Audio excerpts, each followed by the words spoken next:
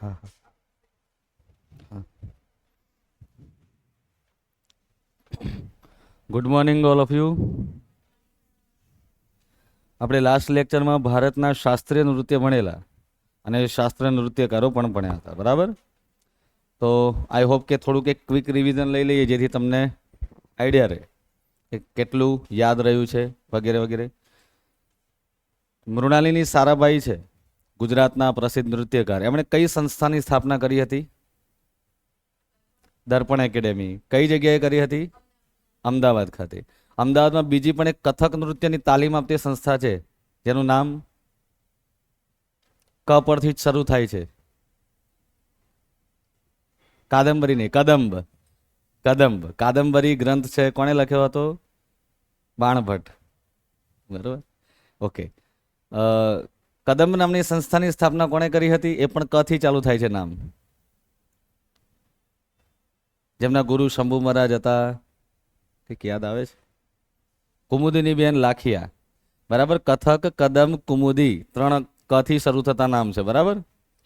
જેમ ફિલ્મનું નામ RRR હોય એમ અહીંયા ક ક ક ક યાદ રાખવાનું છે. ઓકે. મલ્લિકા સારાભાઈ કોના ડોટર છે? મૃણાલિની વિક્રમ સારાભાઈના ડોટર છે. એ અને એમના ભાઈ એટલે કે કાર્તિકેય હાલ અત્યારે કઈ સંસ્થાનું સંચાલન કરી રહ્યા છે? આને લોજિકલ ક્વેશ્ચન કહેવાય. હમણાં મેં તમને રિસેન્ટલી એક ક્વેશ્ચન પૂછ્યો કે મૃણાલિની સારાભાઈએ કઈ સંસ્થા સ્થાપી? દર્પણ. તો સ્વાભાવિક છે કે એમના ડોટર અને જે સન છે એ કઈ સંસ્થાનું સંચાલન કરતા હોય? બસ, તો આવું ધ્યાન રાખવાનું. પ્રશ્ન ગમે ત્યાંથી ફેરવીને પ્રશ્ન પૂછી શકાય પણ આપણને જવાબ આવડવો જોઈએ. આપણે બધી રીતે 360 એંગલથી તૈયાર રહેવાનું, રાઈટ? ઓકે.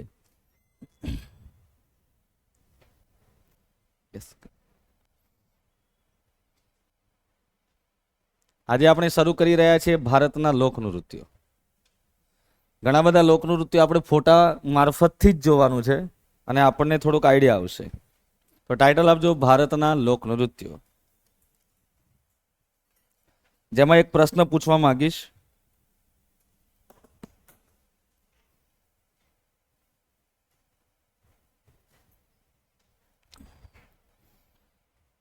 કે કોઈ પણ લોકનૃત્ય હોય કે શાસ્ત્રીય નૃત્ય, આ બંને વચ્ચેનો તફાવત શું છે? આપણે જાણ્યું હતું કે શાસ્ત્રીય નૃત્યમાં અને લોકનૃત્યમાં શું હોય છે કે ભાઈ શાસ્ત્રીય નૃત્યમાં પ્રોપર તાલીમ લેવામાં આવે, લોકનૃત્યમાં પ્રોપર તાલીમની જરૂર હોતી નથી. લોકનૃત્ય કયા સંદર્ભમાં થાય છે? કે કોઈ ધાર્મિક સંદર્ભથી હોય, જેમ કે ગણેશ ઉત્સવ છે, નવરાત્રિ છે, આ સમયમાં કોઈ નૃત્ય કરતું હોય તો ધાર્મિક તહેવારથી સંબંધિત કહી શકાય છે. સેકન્ડ નંબર, એવા કેટલાક નૃત્ય કે જ્યારે ચોમાસું આવ્યા દરમિયાન ખેડૂત જે છે એ ખુશ થઈ જાય અને ખુશીના મારે કહેવાય છે કે જે નાચી ઉઠે, ઝૂમી ઉઠે, તો એવા નૃત્યને કેવું નૃત્ય કહેવાય શકાય? કૃષિ પ્રધાન નૃત્ય કહી શકાય. ઘણા એવા છે કે પાક લણણી સાથે હોય તો કોઈક પાકની શરૂઆતમાં હોય તો આ પ્રકારના અનેકાનેક નૃત્ય જોવા મળે છે. ત્રીજા નંબરની અંદર કેવું નૃત્ય છે? તો એ સ્ત્રી પ્રધાન કાં તો પુરુષ પ્રધાન હોય. જેમ કે પંજાબમાં થતું ભાંગડા, તો એવું જ સ્વરૂપ જ્યારે કોઈ સ્ત્રી કરે છે ત્યારે એને ગિદ્દા કહી શકાય છે. એવું ને એવું સ્વરૂપ કોઈ સ્ત્રી કરે તો એને ગિદ્દા કહેવાય, પુરુષ કરે તો એને ભાંગડા કહેવાય છે. ચોથા નંબરની અંદર એવું કયું નૃત્ય છે કે જેમાં સામુદાયિક નૃત્ય હોય? કોઈ આદિવાસી નૃત્ય હોઈ શકે, કોઈ બીજી પ્રજાતિ સાથે મતલબ કે કોમ સાથે સંકળાયેલું નૃત્ય હોય. જેમ કે આપણા ગુજરાતમાં થતું ટિપ્પણી નૃત્ય છે તો એ અમુક સમુદાય પૂરતું સીમિત રહે છે. તો આ પ્રકારના અલગ અલગ નૃત્ય જોવા મળે છે. પ્રશ્ન પરીક્ષામાં આ ટાઈપના એંગલથી પૂછાયેલા છે.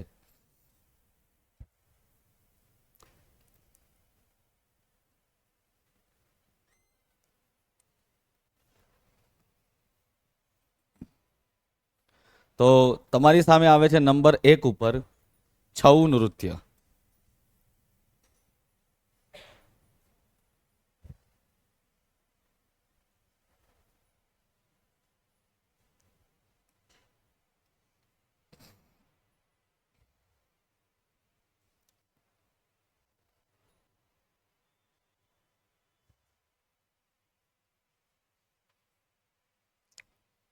ઓકે, છઉ નૃત્ય.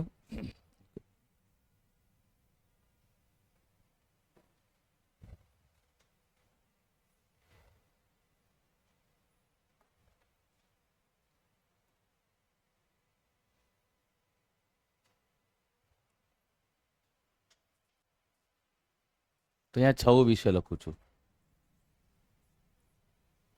દેખાય છે અક્ષર કમ્પ્લીટ? ઓકે. તો છઉ નૃત્યનો અર્થ થાય છે છઉ એટલે પડછાયો, પ્રતિબિંબ, જેને આપણે અંગ્રેજીમાં શું કહીએ છીએ? રિફ્લેક્શન. છઉ ને અંગ્રેજીમાં CHHAU, ગુજરાતીમાં એને છઉ કે છાઉ તરીકે પણ ઓળખવામાં આવે છે. અન્ય નામ છે. છઉ મુખ્યત્વે 3 અલગ અલગ રાજ્યમાં જોવા મળે છે, કેમ કે છઉના મુખ્યત્વે 3 પ્રકાર પણ છે.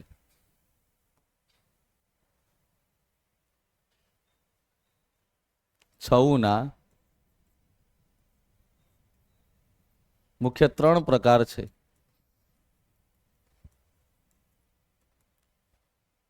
આ 3 પ્રકાર કયા કયા? તો નંબર 1 પર આવે છે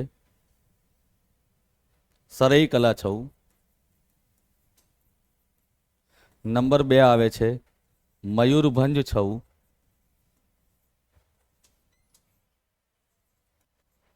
અને ત્રીજા નંબર પર આવે છે પુરુલિયા છઉ.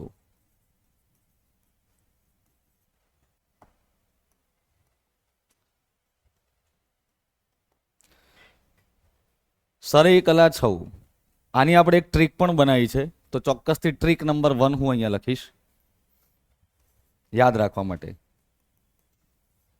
કે લોકનૃત્ય ઘણા બધા થશે, લગભગ એપ્રોક્સિમેટ ભારતના લોકનૃત્યની વાત કરું તો અરાઉન્ડ 35-40 મિનિમમ હશે, બરાબર. હવે ટ્રીક શું છે કે ભાઈ સરૈકલા, સરૈકલા શબ્દ જેવો છે, તો મેં એવું નામ આપ્યું કે ઝાડ સરકી ગયું.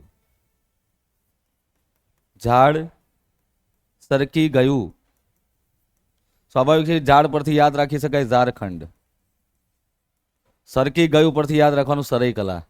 ઓકે, તો ટ્રીક નંબર 1 થઈ. Trick number 2 Mayurbhanj Chhau. મયુર એટલે મોર, મોર ઉડી ગયો.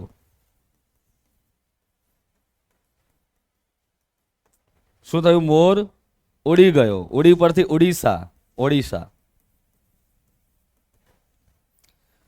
પુરુલિયા, સૂર્ય પૂર્વમાંથી ઉગે અને પશ્ચિમમાં આવીને શું થઈ જાય? પૂરો થઈ જાય.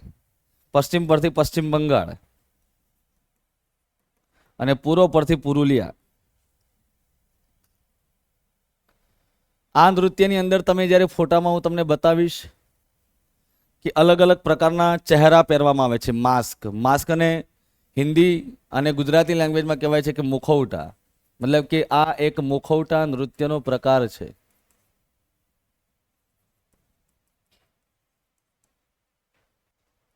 આ ધાર્મિક પરિપ્રેક્ષ્યથી અથવા તો ધાર્મિક સંદર્ભે યુદ્ધ નૃત્ય પણ કહી શકાય એક પ્રકારે. વર્ષ 2010માં યુનેસ્કો દ્વારા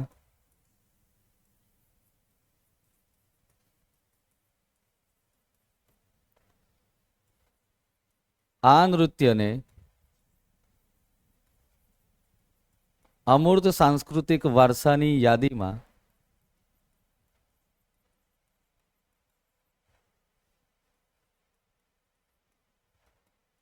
સમાવિષ્ટ કરવામાં આવ્યું.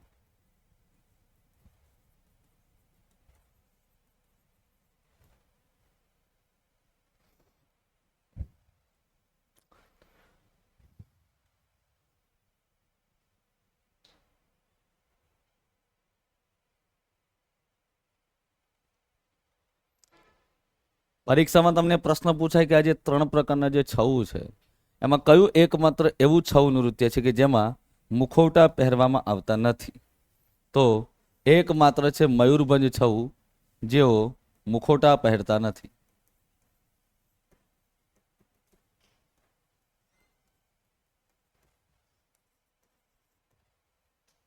અને આપણે જે રીતે વાત કરી હતી કે સંસ્કૃતિ મંત્રાલય ભારત સરકારે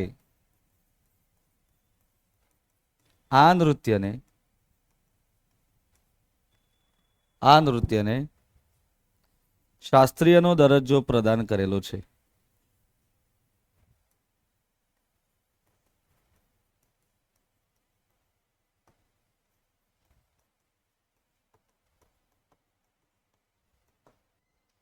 શાસ્ત્રીય નૃત્યનો દરજ્જો પ્રદાન કરેલો છે.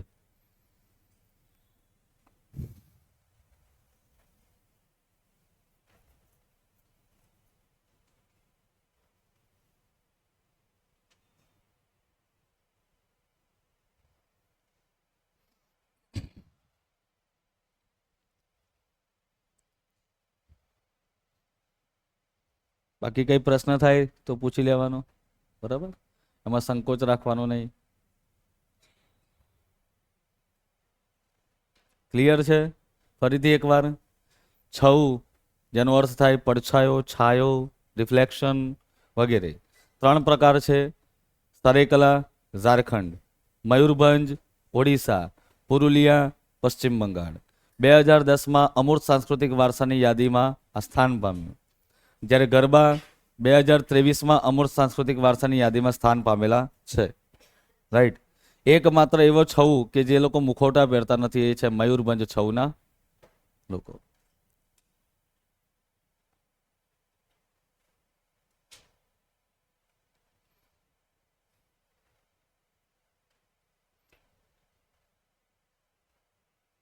તમે જોઈ શકો છો અહીંયા અલગ અલગ પ્રકારના, જો માં નવદુર્ગા મહિષાસુર મર્દિનીનો મુખવટો, અહીંયા ગણપતિ દાદાનો મુખવટો પહેરેલો છે, અહીંયા પણ ભગવાન શ્રી કૃષ્ણ, રામ ભગવાન અને સીતાજી વગેરેના અલગ અલગ પ્રકારના મુખવટા અહીંયા પહેરવામાં આવે છે. ત્યાર પછી આવે છે બીજા નંબરનું નૃત્ય છે તરંગમેલ.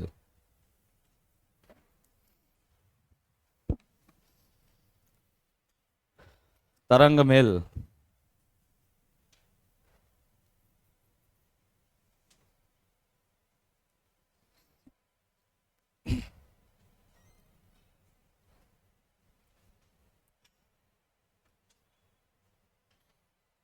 જેની એક મેં ટ્રીક પણ બનાવી છે, કદાચ મે બી તમને સારી લાગી પણ શકે.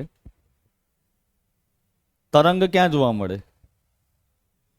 દરિયામાં કે પાણીમાં, બરાબર છે. મોટી મોટી તરંગો તો દરિયામાં જ જોવા મળે, બાકી નદીઓમાં તો ઘણી નદીઓ એવી છે છપછપિયા થાય. તો મોટી મોટી તરંગો દરિયામાં થાય. અને ભારતમાં એક દરિયાનો એક એવો ફેમસ બીચ છે કે જે સૌથી જોવા માટે લોકો ત્યાં જાય છે. એવો કયો બીચ? ગોવા. જેના ઉપરથી ગીત પણ બનેલું છે, ગોવા વાલે બીચ પે. તો સ્વાભાવિક છે તેના માટે એક ટ્રીક બનાવી છે ને આપણે ટ્રીક લખવાની છે. નંબર 2 છે તરંગમેલ. જેની એક ટ્રીક બનાવી છે, લખશો. દરિયાની તરંગ જોવા, દરિયાની તરંગ જોવા ગાડી ગોવા છોડી મેલ. દરિયાની તરંગ જોવા ગાડી ગોવા છોડી મેલ. થઈ ગયું તરંગમેલ અને છોડી મેલ. ક્યાં છોડી મેલવાની છે? ગોવા. જવાબ બની ગયો ને. હવે નવરાત્રી આવશે એટલે ઘણા બધા ગરબા ગાતા હોય ત્યારે કહે છે ને કે છોડી મેલ, છોડી મેલ. મને એને જ ખબર પડતું કે બાંધ્યો કોને છે, છોડીવાની વાત કરે છે. તો આ જે ઉત્સવ છે, લખો, આ નૃત્ય હોળી તેમજ દશેરાના સમયમાં, હોળી તેમજ દશેરાના સમયમાં કરવામાં આવે છે.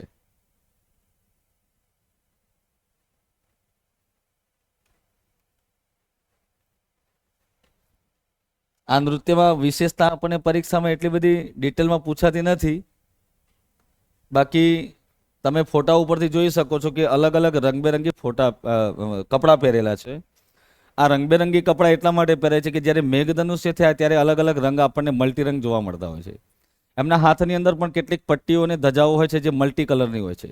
અને એ આ રીતે આમ ફરકાવતા જાય અને ઘોડા જેવું કહેવાય છે કે મુખવટું આગળ પહેરેલું હોય પરંતુ મસ્તક પર નથી પહેરતા, એટલા માટે આને મુખોટા પ્રકાર ન કહી શકાય. અધરવાઇઝ આપણે મુખોટા પ્રકાર કહેત. મૂળ મેઘરાજાને શાંત કરવા માટે અને હોળી પ્રસંગે રીઝવવા માટે, એમ 2 રીતે આ નૃત્ય કરવામાં આવે છે. આ તો આખી દુનિયાને ખબર જ છે ક્યાંનું છે? રાજસ્થાનનું છે ઘુમર નૃત્ય. ઘુમર નૃત્યની વિશેષતા એ છે કે અહીંયા બહેનો જ્યારે નાચતા હોય છે ત્યારે એની જે જે પહેરેલા જે ચોલી જે છે એની જે થરથરાહટ જે થાય છે ગોળ ગોળ ગોળ, એની સૌથી શ્રેષ્ઠ બાબત ધરાવે છે. કહેવાય છે કે ઘુમર નૃત્ય જો આપણે રાજસ્થાનની આરએસસીની મતલબ કે તૈયારી કરતા હોય તો ચોક્કસથી આપણે ઘુમરના 9 પ્રકાર શીખવા પડે, કેમ કે ટોટલ ઘુમરના 9 પ્રકાર છે. આપણે ખાલી ઘુમર એટલું જ ખબર હોવી જોઈએ ક્યાંનું છે. બરોબર, ચાલો લખીએ આપણે ઘુમર વિશે. નંબર 3, ઘુમર નૃત્ય.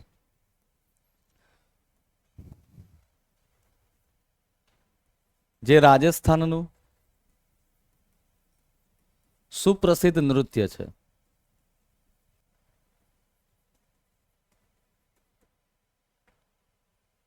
રાજસ્થાનનું આ સુપ્રસિદ્ધ નૃત્ય છે જેને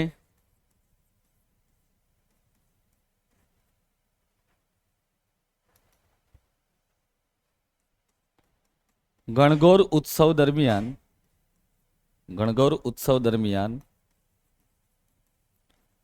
કરવામાં આવતું હોવાથી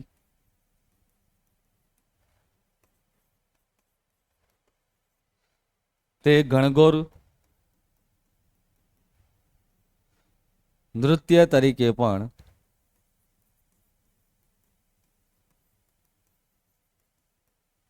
ઓળખાય છે. આ નૃત્યનો વિકાસ રાજસ્થાનની ભીલ સમાજની બહેનો દ્વારા થયો હતો.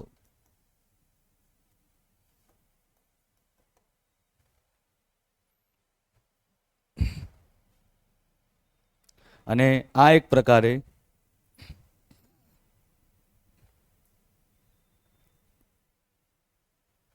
સ્ત્રી પ્રધાન નૃત્ય છે.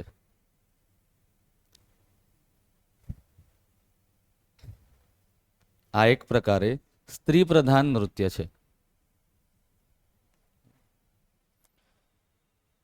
આ લગભગ પદ્માવત ફિલ્મની અંદર આપણે જોયું હતું, જેનો મેઇન કોન્ટ્રોવર્સી એ જ હતી કે મતલબ કે વિવાદિત વસ્તુ એ હતી કે રાણી પદ્માવતી કઈ રીતે આ નૃત્ય કરી શકે.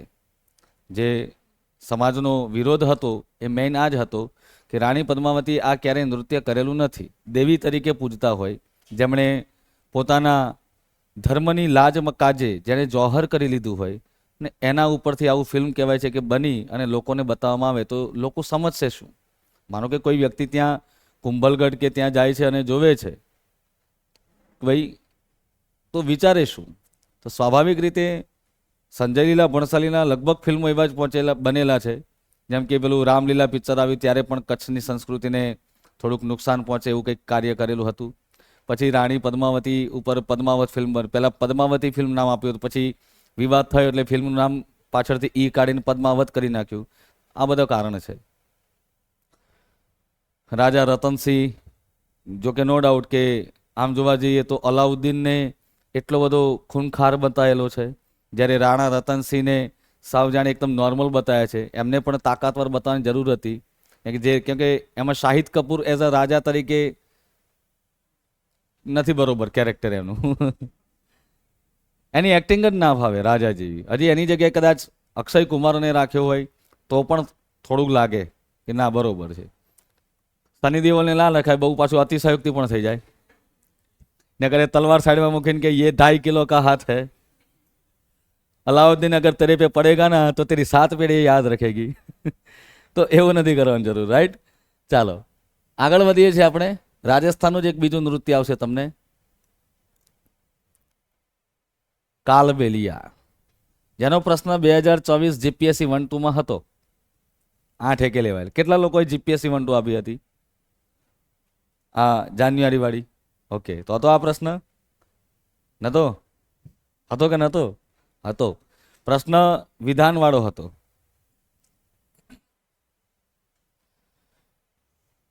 વેશભૂષા પરથી બહેનોને વધારે ખબર પડે, કેમ કે કપડાં અને કલર બંને શરૂઆત થાય ક થી, અને એની ચોઈસ કહેવાય છે કે સ્ત્રીઓને જ ખબર પડે. બાકી પુરુષોને લાલ, લીલો, પીળો ને સફેદ બસ આટલા જ કલરની ખબર હોય વધારે. મલ્ટી કલર, બરાબર, નવા નવા જાતના જે કલરો આવે છે ઘણી વાર તો નામે ન સાંભળ્યા હોય. પિસ્તા કલર, વિચારવું પડે કે ઉપરનો પિસ્તા કલર કે અંદરનો જે પેલું આવે છે બીજ એનું પિસ્તા કલર. તો મેઇન આ વસ્તુ સાચી છે. દરેકને પેલું કહેવાય ને કે લેન્સ, જેની જોવાની ક્ષમતા હોય છે. મોટાભાગે જે બેઠેલા ભાઈઓ જે છે તમે એના કપડાં જોજો, ઓલમોસ્ટ સેમ કલરના મળતા આવતા હોય, વ્હાઇટ, જેમ કે મેં પહેરેલા છે, બરાબર. એ જ બાબતે બહેનોના કપડાં જો અલગ જ પ્રકારના રંગ હશે. આ વસ્તુ છે ભાઈ, આ સમજવા જેવું છે, જેને કહેવાય એનાલિસિસ. તમારી એબિલિટી જ્યારે ચેક થાય ઇન્ટરવ્યુમાં તો આ બધું હોય છે, માયને રાખે છે. તો કાલબેલિયા જે નૃત્ય છે એ કાલ કાલ કાલ પરથી યાદ રાખવાનું, કાળો રંગ. એવું કયું જનાવર છે જેને જોઈને આપણને ડર લાગે? એવું કાળા રંગનું સાપ. શું કહેવાય? આ ત્યાંની મદારી સમાજ એટલે કે સપેરા સમાજની બહેનો કહેવાય, જેને કાલબેલિયા સમાજ પણ કહેવાય છે. તો લખીશું એના વિશે.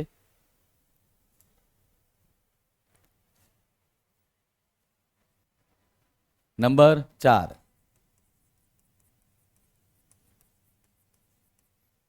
કાલબેલિયા નૃત્ય.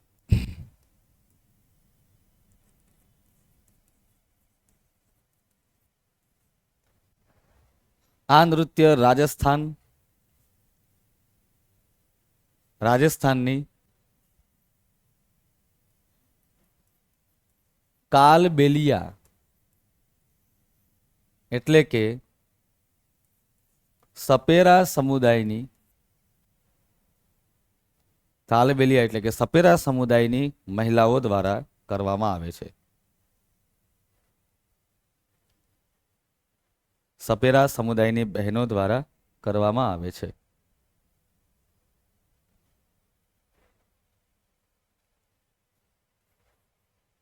આ નૃત્યમાં સાપ જેવી કરતબો કરવામાં આવતી. આ નૃત્યમાં સાપ જેવી કરતબો કરવામાં આવે છે, જેમાં બીન નામનું વાદ્ય પ્રમુખ હોય છે. જેમાં બીન નામનું વાદ્ય પ્રમુખ હોય છે.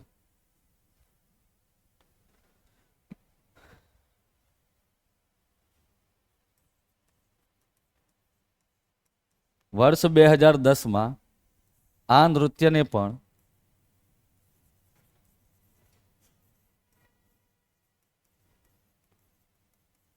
અમૂર્ત સાંસ્કૃતિક વિરાસતની યાદીમાં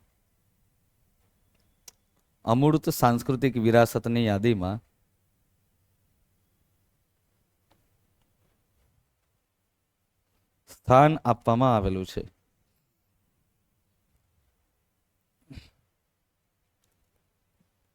અમૂર્ત સાંસ્કૃતિક વિરાસતની યાદીમાં સ્થાન આપવામાં આવેલું છે.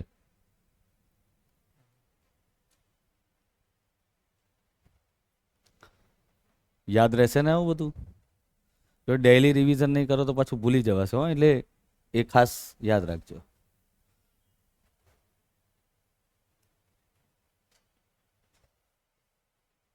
પછી આવે છે 4 બા.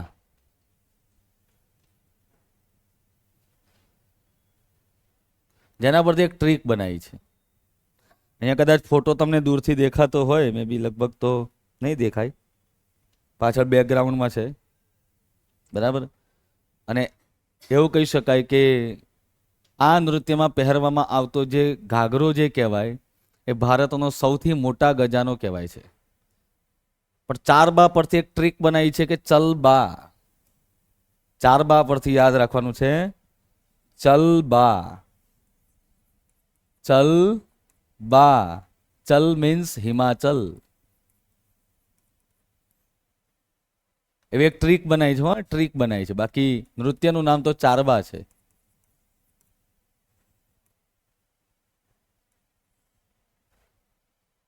ચલ બા, ચલ હિમાચલ.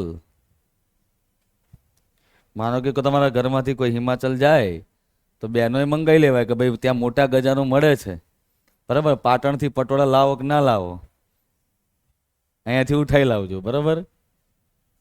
તો ચલ બા હિમાચલ, તો આ જે ચારબા નૃત્ય છે ક્યારે થાય છે? તો દશેરા ઉત્સવ દરમિયાન, દશેરાના સમયમાં આ નૃત્ય થાય છે.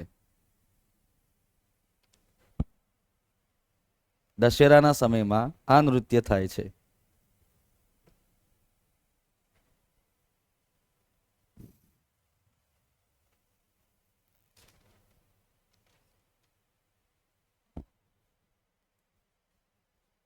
એમાં પુરુષ પ્રધાનતા સ્ત્રી પ્રધાનતા એવું કઈ છે નહીં.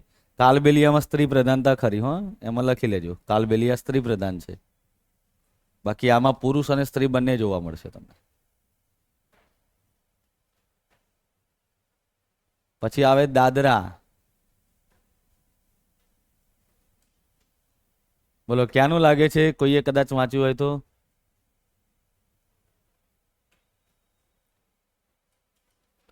ગુજરાત કઈ દિશામાં છે? પશ્ચિમ. માનો કે ગુજરાતના નકશામાં આમ દાદરો મૂકીએ, દાદરો એટલે સીડી, પટણી બોલીમાં એને દાદરો એટલે સીડી કહેવાય. ઉત્તર ગુજરાતના છોકરાઓને ખબર હશે, બરાબર. છે કોઈ મહેસાણાનું? પણ ઓહો, હા મારું મેહોણા, હા. પછી સાબરકાંઠા, પ્રોપર સાબરકાંઠા. પછી અરવલ્લી, ઓકે. પછી બનાસકાંઠા,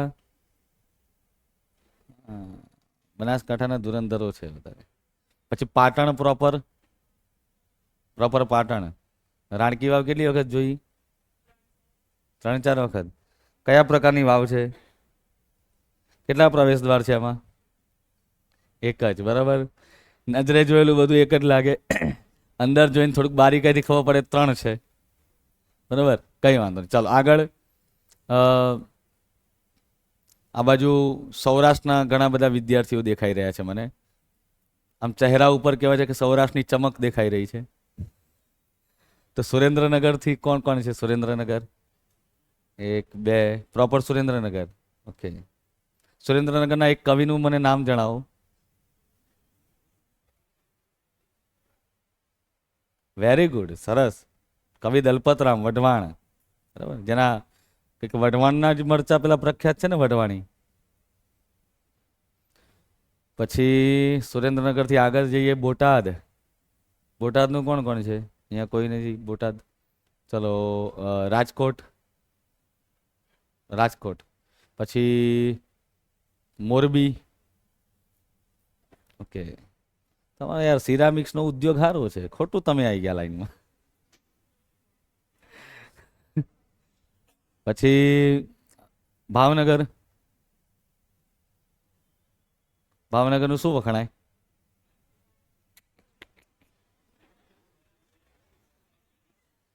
કયા ગાંઠિયા? વણેલા, ઝીણા.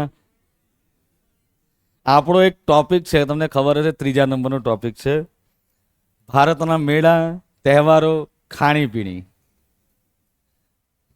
આપણે વાત વાતમાં જ બધી વસ્તુ શીખી લેવાની છે, બરાબર. કલ્ચર ઇઝ એવરીવેર, જેમાંથી તમે શીખી શકો છો, ઘણું બધું શીખી શકો છો. એટલે ત્યાંના નાયલોન ગાંઠિયા પ્રખ્યાત છે, વણેલા ગાંઠિયા ધોરાજીના આવે. પછી અમરેલી, અમરેલીનું કોઈ નથી. ચલો પોરબંદર, વેરી ગુડ. પોરબંદરમાં શું પ્રખ્યાત છે ખાવા સિવાય?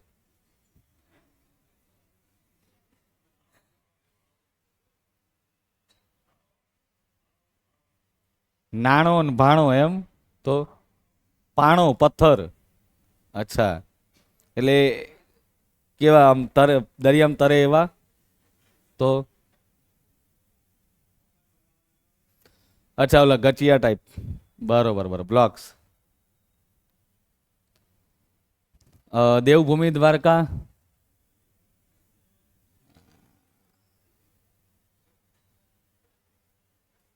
બસ આશીર્વાદ આપતા રહેજો. એકવાર આવીએ તો પંડુકીમાં લઈ જજો ફ્રીમાં. પછી જામનગર, ઓહો, આ એ ખોટા આવી ગયા છે. આટલી મોટો અનંત અંબાણી હાથીઓને પાડે છે, એક બેને રક્ષક તરીકે તમને લઈ લે તોય વાંધો ના આવે. હજી કઈ બાકી રહ્યું? નહીં નહીં, એ સૌરાષ્ટ્ર બાજુ કોઈ જિલ્લો બાકી રહ્યો છે? જુનાગઢ. હા, અરે મેઇન ગઢ ભૂલી ગયા. જુનાગઢ, પ્રોપર જુનાગઢ. શું છે, ઉપરકોટનું રિનોવેશન થઈ ગયું? બરોબર. ટિકિટ છે ત્યાં ફરવા માટેની? કઈ લાગવગ ચાલતી હોત કહેજો. તો અમે આવીએ એમ. સરસ. પછી હવે પાછું આ બાજુ આવીએ. ગાંધીનગર, પ્રોપર ગાંધીનગરના. વાહ, સરસ. અમદાવાદ, અમદાવાદના પ્રોપર. તમે અમદાવાદ, ઓકે. પછી ખેડા જિલ્લો. સરસ, મારી સાસરી છે. ખેડામાં એક મિનિટ ઉપર હાથ ઊંચા કરો એટલે ગામડાનું નામ કોઈ પૂછી લઉં, ક્યાંક આ તો નથી ને દૂરનું સંબંધ નીકળે. કઠલાલમાં, કઠલાલ ના છો? ઓહો. કઠલાલનું એક પ્રસિદ્ધ મંદિર છે, જરા મને નામ આપો, જે સમગ્ર વિશ્વમાં બીજે ક્યાંય ના જોવા મળે. કયું મંદિર? હા, નહીં એ તો ખરું, એ તો નડિયાદનું પ્રખ્યાત છે. સમગ્ર વિશ્વમાં એકમાત્ર એવું મંદિર ત્યાં આવેલું છે. બીજા વિદ્યાર્થીઓને આશ્ચર્ય લાગશે જાણીને કે એક રામજી મંદિર આવેલું છે. પણ એવું કેવું રામજી મંદિર છે કે ફક્ત એકમાત્ર? કેમ કે અમારા ગામમાં એ છે, દરેકના ગામમાં રામજી મંદિર હોય, પણ તમારા ગામમાં કઠલાલમાં જ એકમાત્ર એવું રામજી મંદિર છે કે જેમાં મા સીતાની મૂર્તિ નથી. જોઈ લેજો. કારણ કે એ વખતે રામ અને લક્ષ્મણ સીતાજીની શોધમાં વનવાસ દરમિયાન હતા અને એ વખતે ત્યાં આવ્યા હતા, જ્યાં તેમણે એક બાણ માર્યું હતું, જ્યાં ગરમ અને ઠંડા બે પાણીના કુંડ પણ છે. લસુંદરા, એ લસુંદરા ત્યાંથી જ નજીકમાં પડે. બરાબર ને? બસ, તો આવું થોડુંક ધ્યાન રાખજો. બ્લોગ બોગ ઉતારીને મૂકી દેવાનું. દાદરા નૃત્યની વાત કરીએ. હા, હજી ઘણા જિલ્લા રહી ગયા છે, જેમ કે મેઇન મારો ફેવરેટ જિલ્લો ડાંગ. હા, સરસ સરસ સરસ. ડાંગમાં ફરવા આવો પણ દીપડાની બીક બહુ લાગે સારી, એટલે સ્થાનિક કોઈક વ્યક્તિ હોય ને તો એની સાથે જવાય. Dahod, very good. પછી ગોધરા એટલે કે પંચમહાલ જિલ્લો, ગોધરા, ચાંપાનેર, મહીસાગર, મહીસાગર જિલ્લો, મહીસાગર પ્રોપર. પછી કયો જિલ્લો રહ્યો હજી? કચ્છ, કચ્છી માંડુ રહી ગયા. ઓકે, આવી ગયા બધા જિલ્લા આવી ગયા. નવસારી, તાપી,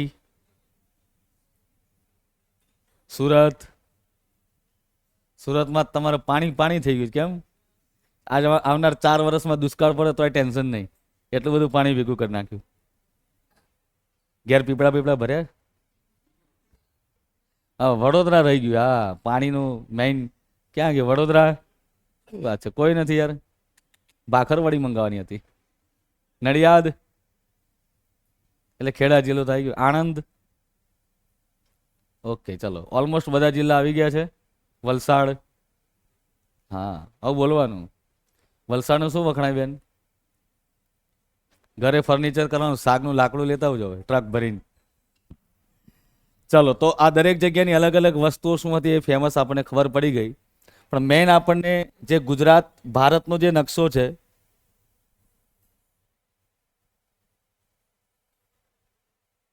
મારો નકશો કંઈક ડિજિટલ હશે.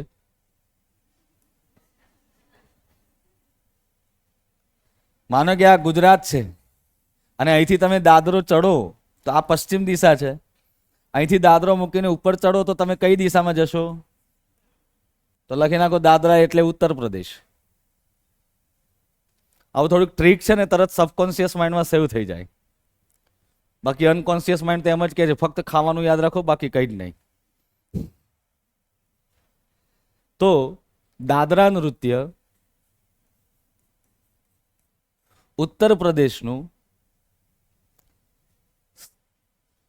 અર્ધશાસ્ત્રીય નૃત્ય છે. કેવું નૃત્ય? અર્ધશાસ્ત્રીય, જેને ઇંગ્લિશમાં કહેવાય છે સેમી ક્લાસિકલ.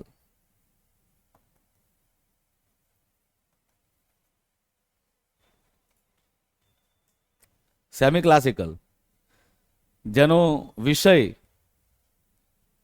ભગવાન શ્રી કૃષ્ણની અથવા તો કૃષ્ણ લીલા સાથે સંબંધિત છે.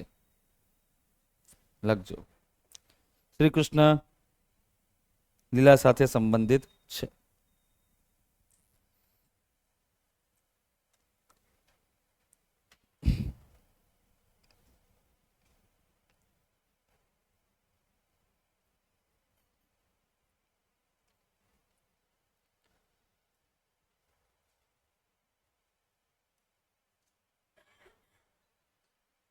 પછી આવે છે ભાંગડા ગિદ્દા.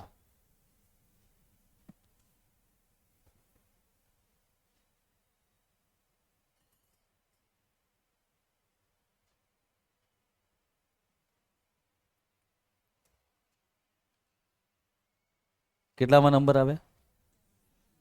5. અચ્છા 7 આયા. ભાંગડા અને ગિદ્દા બંને વિશે સમજીએ તો ભાંગડા છે પુરુષ પ્રધાન,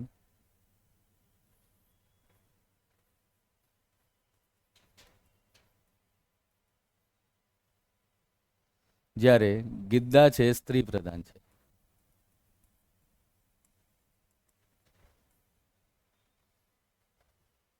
અને આ જે બંને નૃત્ય છે સ્ત્રી પ્રધાન અને પુરુષ પ્રધાન, આ એકચ્યુઅલમાં તહેવાર નૃત્ય પણ છે. તહેવાર દરમિયાન કરવામાં આવે છે. ક્યારેક ક્યારેક પાક લણણીની ઉજવણીમાં પણ આ નૃત્ય જોવા મળે છે. ભાંગડા નૃત્ય એવું છે ને કે ગમે તેવો વ્યક્તિ ઉદાસીન બેઠો હોય અને કોઈક સરદારજી આવીને એમ કે હવે ઓય બંદે કાંઈ હતા ઉદાસ બેઠા હે, ચાલો ચક દે પટ્ટે બલ્લે બલ્લે, એટલે પેલો વ્યક્તિ સીધો આમ તાકાતમાં આવી જાય. મતલબ કે એટલા માટે એને ઉર્જા નૃત્ય પણ કહી શકાય. મતલબ કે ઉર્જા પ્રદાન કરતું નૃત્ય છે એવું પણ કહી શકાય છે. ઉર્જા પ્રદાન કરતું નૃત્ય કહી શકાય છે. એ ચાહે લગ્ન હોય, માનો કે લગ્ન પ્રસંગ હોય, તહેવાર હોય, ત્યારે આ ભાંગડા નૃત્ય એમનું પ્રસિદ્ધ છે કોઈ પણ રીતે. અને તમને બધાને ખબર છે, ઓલમોસ્ટ ઘણા બધા ફિલ્મોમાં પણ આપણે આ પ્રકારનું નૃત્ય જોયેલું છે. બરાબર, બહેનો અને પુરુષો ભાઈઓ બંને કરે છે નૃત્ય. પછી આવે છે જવારા. તો તમને બધાને ખબર, બહેનોને પણ ખબર છે કે ગૌરીનું વ્રત હોય ત્યારે પેલા જવારા વાવે છે. બરાબર, તો સ્વાભાવિક છે કે જવારા વાવવામાં આવે. ક્યાં વાવવામાં આવે? ખેતરના મધ્યમાં. અચ્છા ભાઈ, ઉભારો બંધ કરી દો. એટલે શું, આ 3-4 દિવસથી વરસાદ નથી પડ્યો ને એટલે તમારી ઉપર પ્રેમ ઉભરાઈ આવ્યો.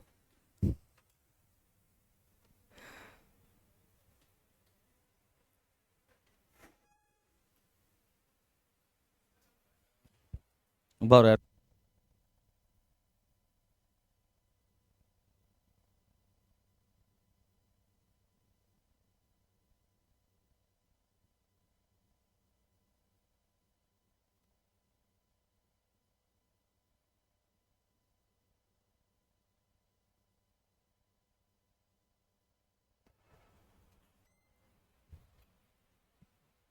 બંધ રાખજો હમણાં. તો આની પણ એક આપણે ટ્રીક બનાવી છે જવારા નૃત્યની.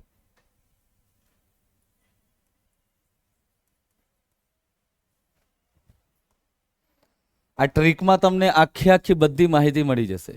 જેમ કે લખતા રહેજો ટ્રીક. ખેતરના મધ્યમાં જવારા વાવીને તેના પર દરરોજ બૂંદ બૂંદ પાણી છાંટવું કે રેડવું, જે પણ કહી શકાય. તો આમાંથી ઘણી બધી તમને ટ્રીક પણ મળશે. જેમ કે ખેતરના મધ્યમાં આવી ગયું એટલે ખેતર પરથી ખબર પડી જાય કે આ નૃત્ય કૃષિ પ્રધાન છે. રાઈટ, મધ્યમાં પરથી ખબર પડી જાય કે આ મધ્યપ્રદેશનું છે.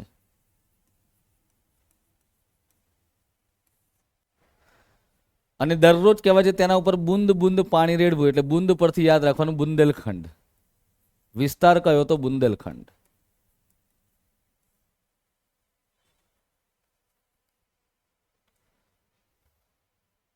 ટ્રીક ખબર પડી ગઈ કે ખેતરના મધ્યમાં, અને જવારા તો ખેતરના મધ્યમાં જ વવાય, વાવીને દરરોજ તેના પર બુંદ બુંદ પાણી રેડવું. બુંદ પરથી બુંદેલખંડ, મધ્ય પરથી મધ્યપ્રદેશ, જવારા પરથી ખબર પડી જાય કે જવારા નૃત્યનું નામ, ખેતર પરથી ખબર પડી જાય કે આ કૃષિ પ્રધાન નૃત્ય છે. હવે ઘણા વિદ્યાર્થી કહેશે કે સાહેબ આ પુરુષ પ્રધાન છે કે સ્ત્રી પ્રધાન. જ્યારે કૃષિ પ્રધાન નૃત્ય આવે ત્યારે એમાં પુરુષ સ્ત્રી હંમેશા સાથે મળીને જ આ નૃત્ય કરતા હોય છે.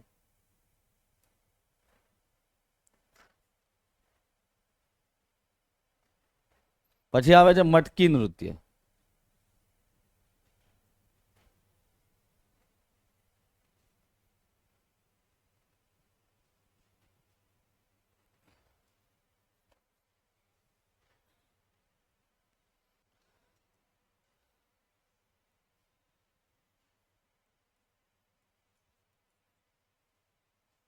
તો મટકી નૃત્ય છે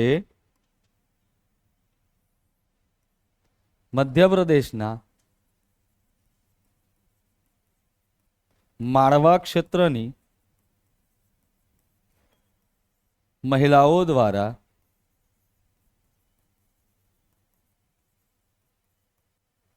મધ્યપ્રદેશના માળવા ક્ષેત્રની મહિલાઓ દ્વારા કરવામાં આવતું નૃત્ય છે. મધ્યપ્રદેશના માળવા ક્ષેત્રની મહિલાઓ દ્વારા આ નૃત્ય કરવામાં આવે છે. આ નૃત્યમાં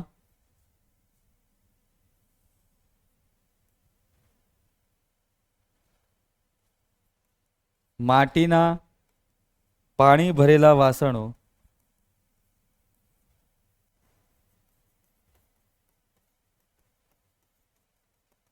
નું સંતુલન જાળવી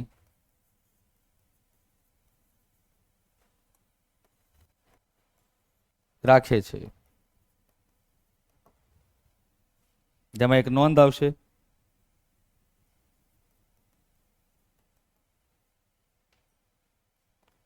આડા અને ખાડા નૃત્ય પણ મટકીના જ મુખ્ય પ્રકાર છે. આડા અને ખાડા નૃત્ય છે એ પણ મટકીના જ મુખ્ય પ્રકાર છે.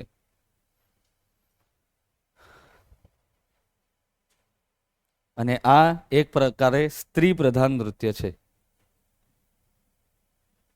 આ એક પ્રકારે સ્ત્રી પ્રધાન નૃત્ય છે.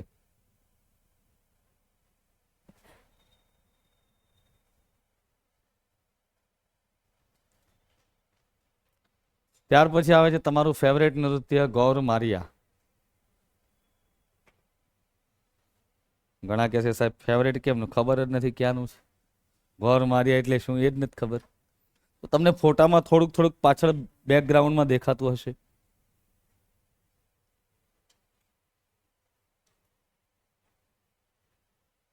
દેખાય છે કે નહીં? હા, શું દેખાય છે? નજીક બેઠા એમને પહેલા પૂછવું પડે ને, બેન શું દેખાય છે? ચહેરો દેખાતો નથી એમ ને? પણ ચહેરા ઉપર કંઈક પેલી શું પહેરેલું છે ખબર તમને? આ પેલા અમદાવાદ રમતી વખતે પેલા કોડા આવે ને, એ કોડીઓ અહીંયા ભરી ભરીને, કેમ કે કોડીઓ એટલે એનો ઉપયોગ આપણે ત્યાં ભરત ગૂંથણમાં સૌરાષ્ટ્ર અને કચ્છની બહેનો ખાસ કરે છે. ખાસ તો આયરાણીઓ, એમની કળા ભરત ગૂંથણની કળા એટલે એમને કહેવાય ને કે આંગળીએ વિંધાયેલી હોય, એમને ટેરવે ફરતી હોય એમ એ કળા. સિંગડા પહેરેલા છે, દેખાય છે એવું કંઈક? હા, આવું નૃત્ય કયા ફિલ્મની અંદર જોવા મળેલું છે? અને એ ફિલ્મે બહુ પૈસા કમાયા છે.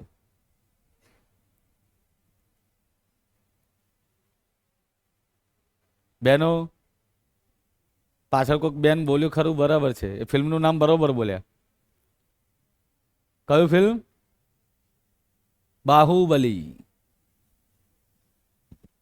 બાહુબલીનો ભાગ કયો?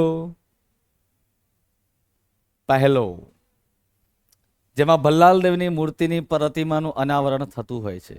અને એવામાં જ બાહુબલી પોતાના મોઢું ઢાંકીને આવે છે. એક પેલા કાકામ દોરડું ખેંચતા હતા અને પછી એમને બચાયા, બરાબર. અને પછી એમને જ્યારે ઊભા કરતા હોય છે હાથ પકડીને, ત્યારે પેલું નીકળી જાય છે અને કાકા બોલે છે બાહુબલી. અને પછી એના જે નારા હોય છે ચાલુ થઈ જાય છે.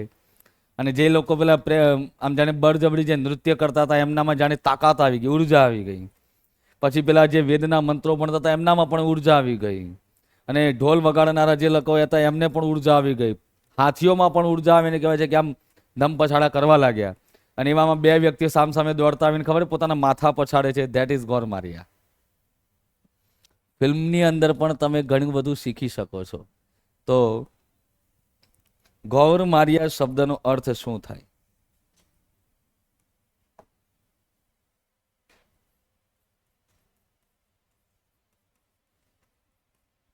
તો ગૌર મારિયા શબ્દનો અર્થ થાય છે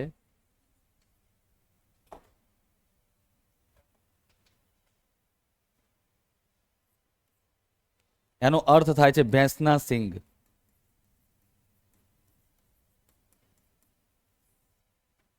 ગૌર મારિયા શબ્દનો અર્થ થાય છે ભેંસના સિંગ. જેના માટે મેં ટ્રીક પણ બનાવી છે, તો લખજો. એ ટ્રીક પરથી તમને આખું આવડી જશે. તમે જોયું તો પેલા ભલ્લાલ દેવે પેલા ભેંસ જેવા પ્રાણીનો એક સામનો કર્યો હતો, બરાબર. હવે આપણે ભેંસનો સામનો કરવો હોય તો સીનો ચોડો જોઈએ કે નહીં? આમ છાતી હોવી જોઈએ ને. કેટલા ઇંચની હોવી જોઈએ? આપણે 56 માંથી 20 ઓછા કરી નાખો, એટલી તો મિનિમમ જોઈએ છે. કેટલી? 36ની. ખબર પડી ગઈ ને કયા રાજ્યનું છે? છત્તીસગઢ. લખો, ભેંસનો સામનો કરવા માટે 36ની છાતી જોઈએ. ભેંસનો સામનો કરવા માટે 36ની છાતી જોઈએ. 36 પરથી યાદ રાખો છત્તીસગઢ. પણ છત્તીસગઢના કયા ક્ષેત્રનું છે એવું તમને પૂછવામાં આવે તો આ છે છત્તીસગઢના બસ્તર ક્ષેત્રનું. છત્તીસગઢના બસ્તર ક્ષેત્રનું આ પ્રચલિત નૃત્ય છે. પૂછવામાં આવે કે કયા સમાજ કે કઈ કોમ સાથે સંકળાયેલું છે? તો મુરિયા જનજાતિ સાથે.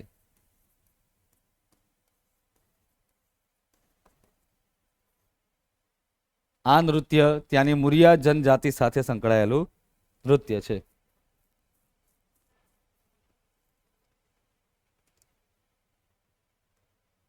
અને આ નૃત્યનો પ્રકાર સમજવો હોય તો આ એક ધાર્મિક નૃત્ય છે. આ એક પ્રકારે ધાર્મિક નૃત્ય છે, જેમાં ભેંસો જેવી ગતિવિધિ કરવામાં આવે છે. જેમાં ભેંસો જેવી ગતિવિધિ કરવામાં આવે છે.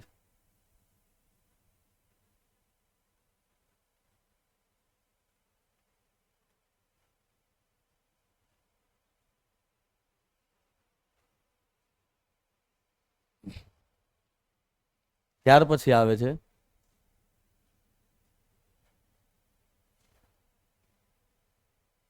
આલકાપ.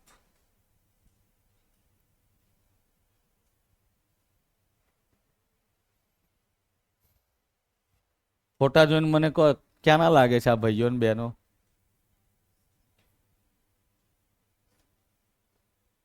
બાજુમાં ના? તો નોર્થ ઇસ્ટ સાઈડના. કારણ કે ઓળખવાની જે પરંપરા છે બહેનોમાં પાછી થોડી વધારે હોય. એ આમ યાદશક્તિ બહેનોમાં વધારે હોય. નહીં, આ કઈ આમાં કઈ વખાણ કરવાની વાત નથી. કેમ વધારે કેમ હોય કહો હેડો ભાઈઓ? તમે એવું માનો છો કે બહેનોમાં યાદશક્તિ વધારે હોય?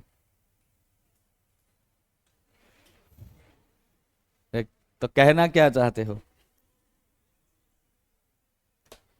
મને જરા કહો તો ખરા. બહેનો આ બાબતે તમારું શું કહેવું થાય છે?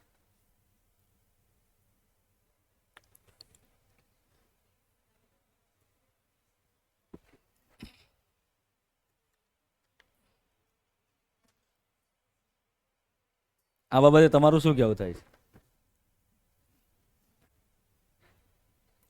પુરુષો કરતા બહેનોની યાદ શક્તિ વધારે હોય છે.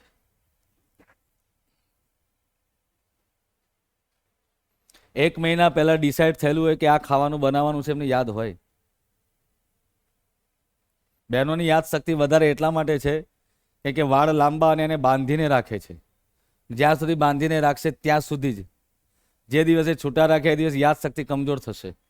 અને આ કહેવું મારું નથી, આ કહેવું સાયકોલોજીસ્ટ, સાયન્ટિસ્ટ અને પહેલાના ઋષિમુનિઓનું. આજ દિન સુધી તમે ઘણા બધા વિદ્વાનો જોયા હશે.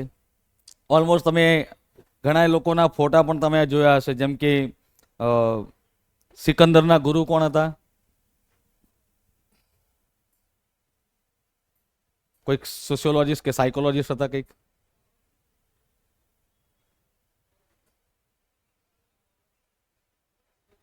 એરિસ્ટોટલ. એરિસ્ટોટલ હતા કે નહીં? એરિસ્ટોટલ, પ્લુટો, આ બધાના તમે ખાલી ફોટા જોશો ખબર પડી જાય. દાઢી લાંબી હોય, વાળ લાંબા હોય. કેમ? તો બે એના ટાઈપ છે. એક તો એમને રિસર્ચ કરવામાં ટાઈમ ન મળ્યો હોય. રોબોટ ફિલ્મ જોયું છે ને, 1.0, 2.0 નહીં, બરાબર? એમાં રજનીકાંતની હાલત એવી થઈ ગઈ હતી ને, રિસર્ચ કરીને ઋષિમુનિ જેવા લાગતા હતા. તો પહેલા પુરુષો પણ લાંબા વાળ રાખતા હતા. પહેલાના રાજા મહારાજાનો જે પણ મહાભારત રામાયણના યુદ્ધ જોઈ લેવાના, એમાં લાંબા વાળ રાખતા હતા, કુંડળ પહેરતા હતા. આ બધું બંધ થઈ ગયું એટલે યાદ શક્તિ કમજોર થઈ ગઈ. 10 વખત વાંચે પણ યાદ રહેતું નથી. સાહેબને કંઈ શિખા રાખવાનો શોખ નથી થતો. એવું નથી કે બ્રાહ્મણ છું એટલે શિખા રાખું છું. શિખા કોઈ પણ વ્યક્તિ રાખી શકે છે. આ શિખા રાખવાથી તમારી યાદ શક્તિ છે ને મજબૂત બને. આજે અમને વર્ષો પહેલા યાદ કરેલું પણ મંત્રો ને બધું યાદ હોય. હું ખુદ ગુરુકુલમાં જ ભણેલો છું. કાશીમાં 3 વર્ષ યજુર્વેદ ભણ્યો, પછી મુડેટી ભણ્યો અને પછી ભાગવત વિદ્યાપીઠ સોલા ભણ્યો. 3 અલગ અલગ જગ્યાએ ભણેલો છું. આખો શુક્લ યજુર્વેદ ક્યારે કંઠસ્થ થાય? જ્યારે રાખવું પડે ક્ષમતા. પહેલા લોકો તમે જુઓ, ઋગ્વેદના સમયમાં શ્રુતિ સાહિત્ય હતું કે સામે બોલે ને સાંભળી લેવાનું તરત. કોઈ પુસ્તક નહીં, કોઈ લખાણ નહીં. અને આજનો સાયન્સ એમ કે છે કે લખીને યાદ કરો, એના જેવી બીજી કોઈ પદ્ધતિ સારી છે જ નહીં યાદ કરવાની. સાયન્સની દિશામાં વળનારો વ્યક્તિ ઊંધો થઈ ગયો છે અત્યારે. અત્યારના સાયન્ટિસ્ટ ઘણા એમ કે છે કે રાત્રે વાંચો એ વધારે યાદ રહે. કેમ? તો સવારે ઉઠીને શું તાગડ નિંદા કરવાના? સવારે વહેલા ઉઠીને વાંચવાથી તકલીફ થાય છે, ઉપરથી રાત્રે વાંચવાથી આંખે નંબર વધી ગયા, આંખની આજુબાજુ ડાર્ક સર્કલ વધી ગયા. તો આ બધું આપણે માનવું પડશે. આપણા જ ધરતી ઉપર થઈ ગયેલા, આપણા જ દેશમાં થઈ ગયેલા ઋષિમુનિઓ આપણા માટે કંઈક સારો ઉદ્દેશ છોડી ગયા છે. બટ આપણે ના ભગવાન બુદ્ધને મેડિટેશનને અપનાવીએ છીએ, ના પતંજલિના કહેલા યોગને અપનાવીએ છીએ. આ છે આપણો દેશ. અને આ બે વસ્તુ જે તરછોડેલી આજે ચાઇના અપનાવે છે, 11 ટ્રિલિયનની ઇકોનોમી સાથે આગળ છે. આપણે એમ કહીએ છીએ કે યાર હવે સમજ્યા, હવે પતંજલિને તો હું યાર, એમને તો આખો કામ ધંધો શું હોય છે, આખો દિવસ યોગ કરતા હશે. આપણે નવરા જ નથી પડતા. તો એવું તો તમે શું કરો છો કે તમે નવરા નથી પડતા? અને એવા તો તમે કયા ધંધા કરો કે તમે સાવ બિઝી છો દિવસ રાત? મારે જાણવાની મને તો ઉત્સુકતા છે આ બધી બાબતોમાં. તો કમસે કમ આજે એમ કહેતો હોય કે મારી પાસે ટાઈમ નથી, એ દુનિયાની સૌથી મોટી નવરી બજાર કહેવાય. સૌથી મોટી નવરી બજાર જ એ છે કે જે કહે છે મારી પાસે ટાઈમ નથી. અને નરેન્દ્ર મોદી આટલા આખા પ્રધાનમંત્રી છે તોય આખા દેશનું સંચાલન કરે, તેમ છતાં એના મિત્રો માટે બધા માટે ટાઈમ આપે છે. તો તમે કઈ મોટી પેલી ખેતની મૂડી છો કે તમારી પાસે ટાઈમ નથી? એવું કોઈ છે કે જેની પાસે ટાઈમ નથી? મને જરા કહેજો. બાકી જે વ્યક્તિ એમ કહે ટાઈમ નથી, એ વ્યક્તિ 4 કલાક તો ઇન્સ્ટાગ્રામમાં ઘરેલો હોય. મૂળ આ બધી વસ્તુ સાચી છે. બેનો કુંડળ પણ પહેરે છે અને વાળ પણ બાંધે છે. આમ ચોટલો જે આમ ફિટ બાંધેલા હોય ને, એટલે તમારી જે ગ્રહણ શક્તિ છે ને મજબૂત હોય, એ ક્યારેય ભૂલાય નહીં. પુરુષોમાં આજકાલ તો વાળ પેલા શેરા કટ વાળ આવી ગયા. આમ મોટું તાવતે વાવાઝોડું આવ્યું અને વાળ ઊભા થઈ ગયા હોય ને, આમ એને તાવતે કટ નામ આપવા જેવું છો હવે. કઈ વાંધો, થોડુંક હસી મજાક થાય તો ફરીથી પાછું જ્ઞાન આપણને જે મળે છે એના ઉપર આપણે આવી શકીએ. કેમ કે ઓલમોસ્ટ 1 કલાક થઈ ગયો. એટલે સાયકોલોજીસ્ટ એવું કહે છે કે 45 મિનિટ પછી વિદ્યાર્થીનું મગજ છે ને એક જગ્યાએ કોન્સન્ટ્રેટ ન રહે. અને આજના વિદ્યાર્થીઓમાં તો તમને ખબર છે કે ઇન્સ્ટાની એક મિનિટની રીલ્સ ધડાધડ ઉપર જાય, એમ આપણું માઇન્ડ પણ ફટાફટ ડાયવર્ટ થાય છે. અત્યારે માઇન્ડ ડાયવર્ટ થતા વિચારો બદલાતા વાર નથી લાગતી. હમણાં તમે કીધું હોય કે એક પુરુષ અને એક સ્ત્રીએ નક્કી કર્યું કે ચાલો આપણે લગ્ન કરવાના છે, બીજા દિવસે તો કહેવાય છે કે લગ્ન કરીને બીજા જોડેથી આવી ગયો હોય. પછી છોકરી કે છોકરો તૈયાર થયો ત્યાં સુધી તો સામે પેલા બીજે ક્યાંકથી લગ્ન કરીને આવી ગયા હોય. હાર્દિક પંડ્યાનું ના જોયું તમે ઉદાહરણ? આપણને એવું લાગતું ચાલો ગજબ પ્રેમ છે, એક ભારતીય અને એક વિદેશી. હવે મને એમ થાય છે કે બિચારા બાળકની શું દશા. અને કોર્ટના નિર્ણયો જો, એ લોકોના પણ નિર્ણયો જો, ડિસિઝન કેવા છે કે ભલે અમે જુદા છીએ પરંતુ બાળકનો ઉછેર કરીશું. કઈ રીતે કરશે મને એ નથી સમજાતું.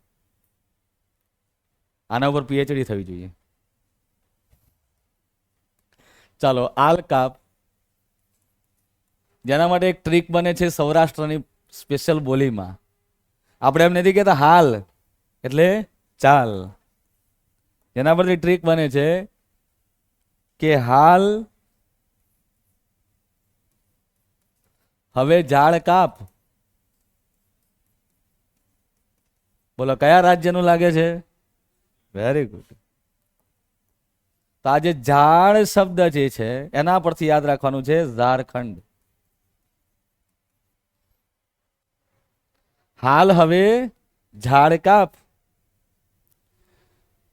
આ નૃત્ય અને નાટ્યનું મિશ્રણ છે.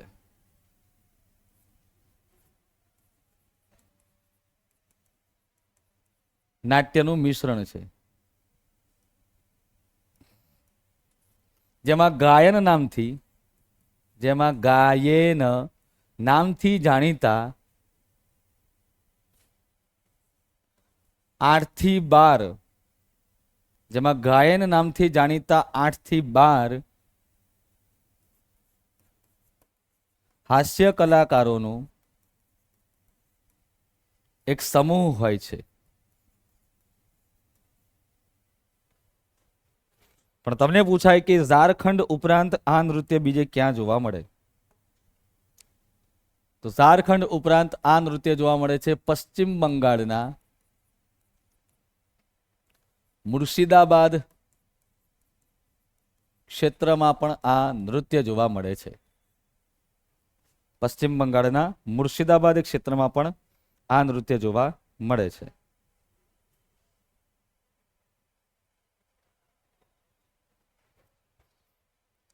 આ નૃત્ય ભગવાન શિવ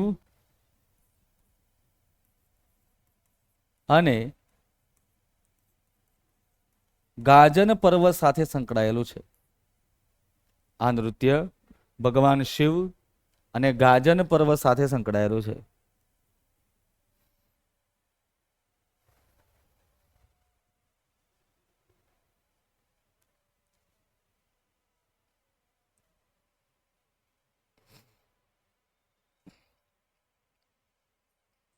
ચાલો આગળ વધીએ.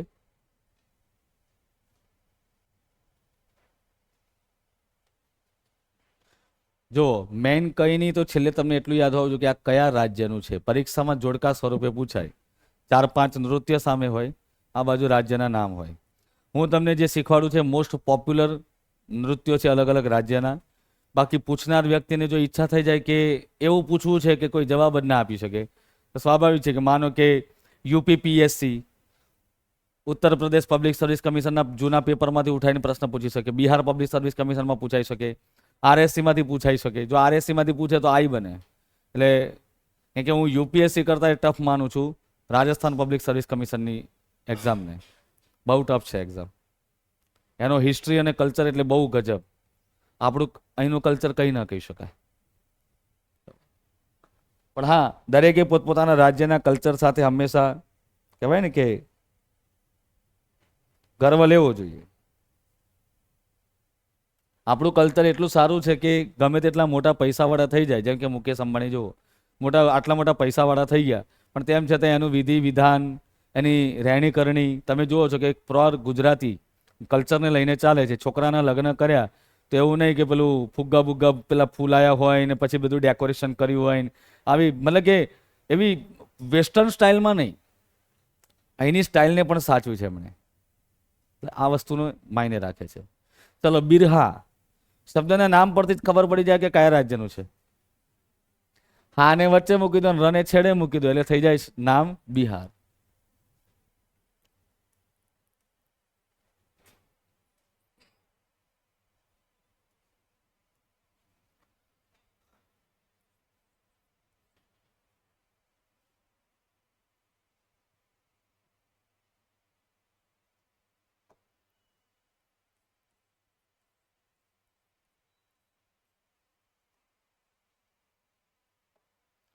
બિરહા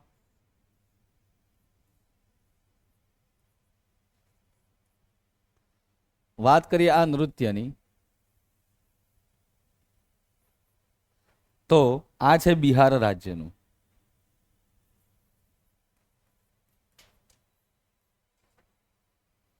બિહારના ગ્રામીણ ક્ષેત્રમાં આ નૃત્ય જોવા મળે છે.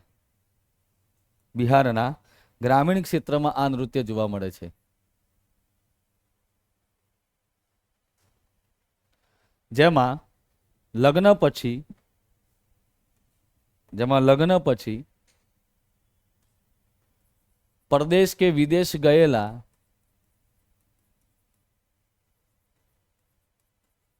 પુરુષ પછી સ્ત્રી જ્યારે પોતાની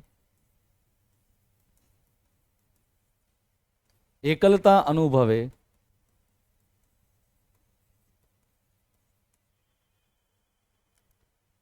તે સમયનું વિરહરસ પ્રધાન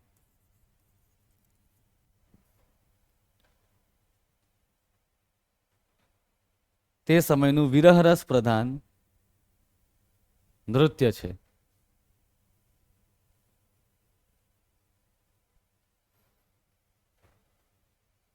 આ નૃત્ય સંપૂર્ણપણે પુરુષો દ્વારા કરવામાં આવે છે. આ નૃત્ય સંપૂર્ણપણે પુરુષો દ્વારા કરવામાં આવે છે, જેઓ ખુદ સ્ત્રીઓની વ્યથા દર્શાવે છે. જેઓ પોતે સ્ત્રીઓની વ્યથા દર્શાવે છે. જરૂરી છે ભાઈ.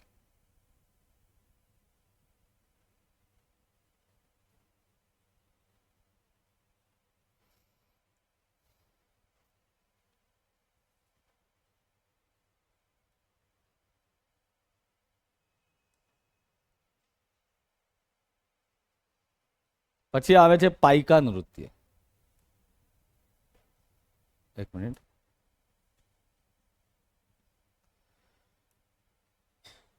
પાઇકા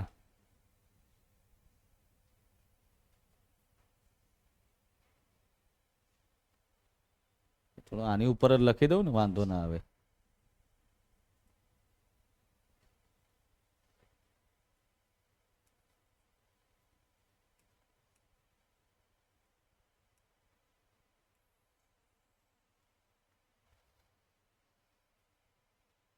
ટ્રીક લખો.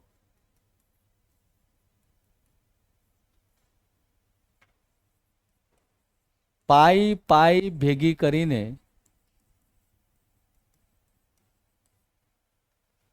મેં ઓડી ખરીદી.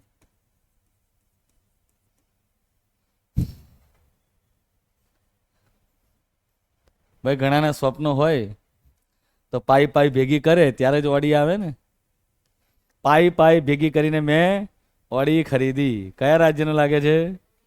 સરસ. બસ આવું આવડી જવું જોઈએ. બસ ટ્રીક તો જ કામની.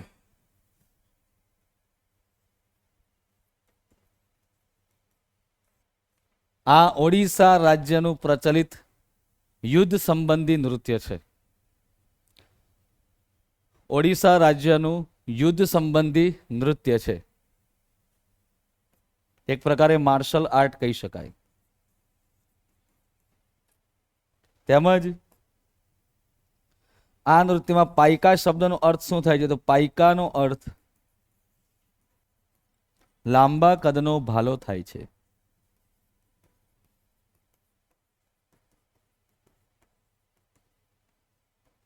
પાઈકા શબ્દનો અર્થ થાય છે લાંબા કદનો ભાલો.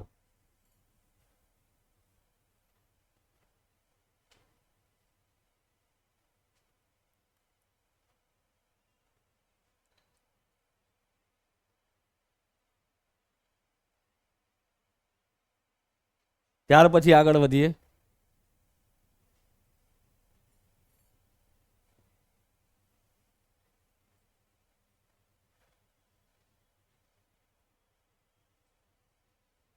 આમાં ક્લિયર થઈ જાય છે ને.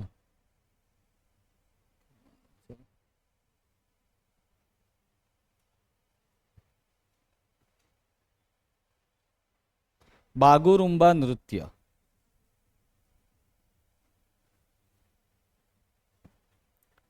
બાગુરુમ્બા નૃત્ય જરા ફોટા જોઈને મને કહો ક્યાંના લાગે છે. ક્યાંક તમારા ઘેર મહેમાન બનીને આવ્યા હોય.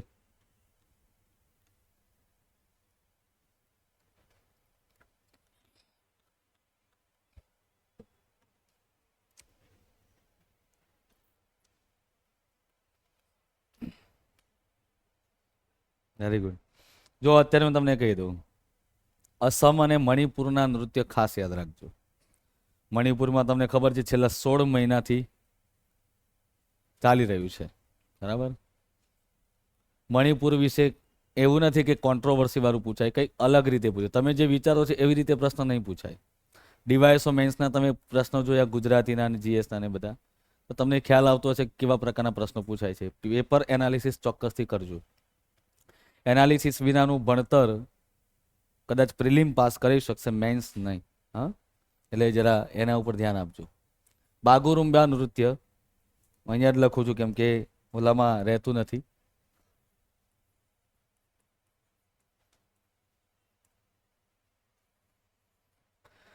તો ચોક્કસથી બાગુરુમ્બા નૃત્ય છે એ અસમનું છે. આ અસમની બોડો જનજાતિનું નૃત્ય છે.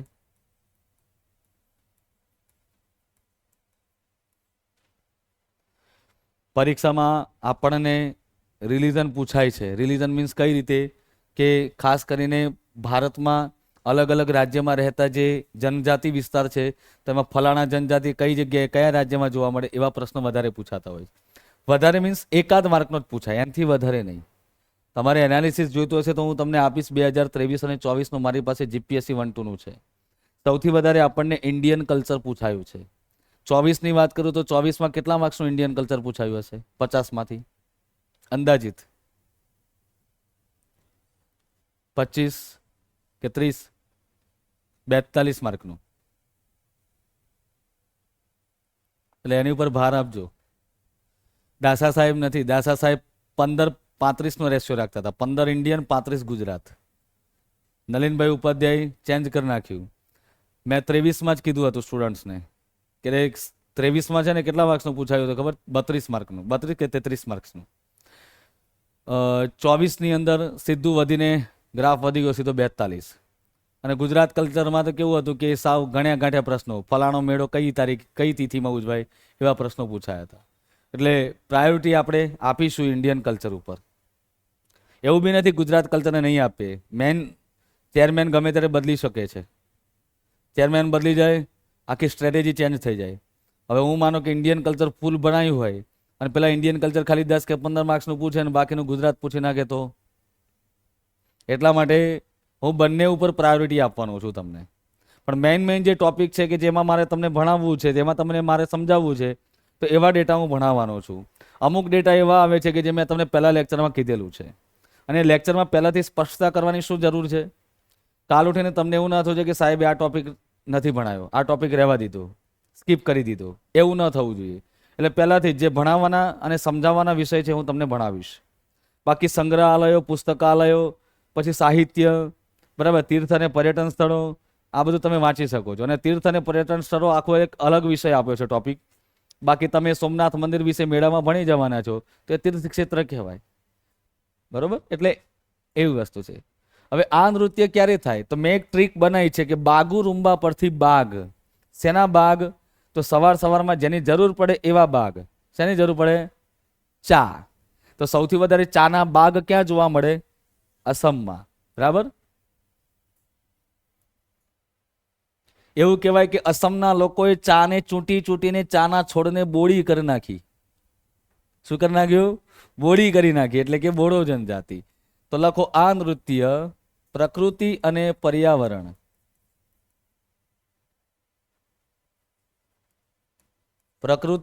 પર્યાવરણને સંબંધિત છે.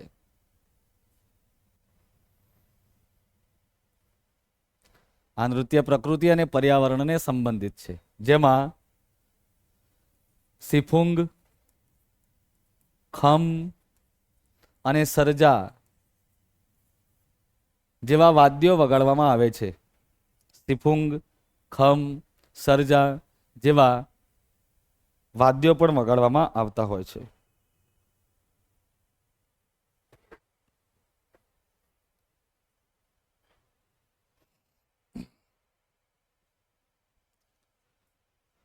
આગળ વધીએ.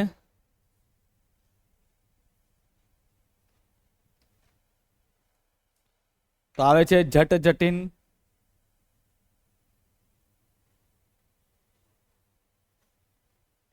જોઈ શકો છો ને? ક્યાંનું લાગે છે તમને?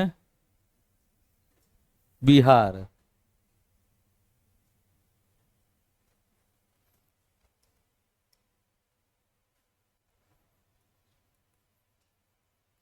અહીંયા તમને નામ પરથી ખબર પડી જાય કે જટ જટિન કેમ નામ આપ્યું છે, કેમ કે આમાં સ્ત્રી અને પુરુષ બંને સામેલ હોય. તો લખો આ નૃત્ય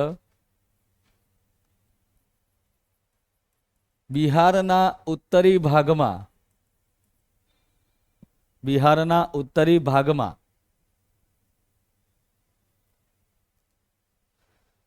જે નવદંપતિ હોય છે એમના દ્વારા, નવદંપતિઓ દ્વારા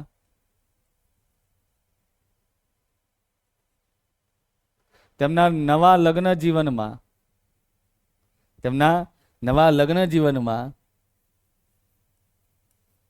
થતી મીઠી નોક જોક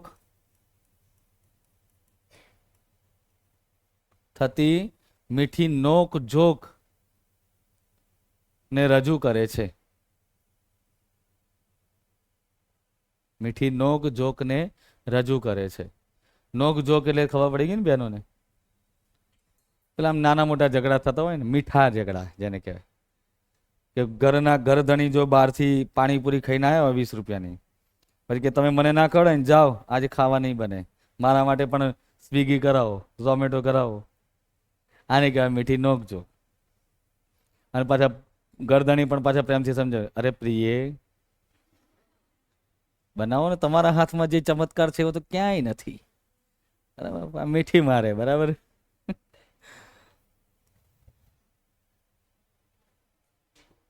તો આ છે જટ જટિન નૃત્ય. પછી આવે છે ઝુમર.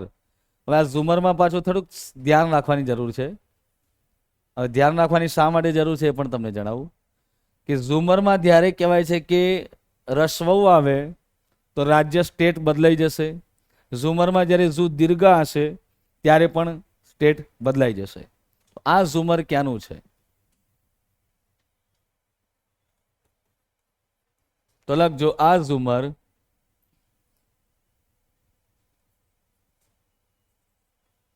ત્રણ રાજ્યોમાં જોવા મળે છે: ઝારખંડ, ઓડિશા અને પશ્ચિમ બંગાળ. એમ ત્રણેય રાજ્યમાં જોવા મળે છે.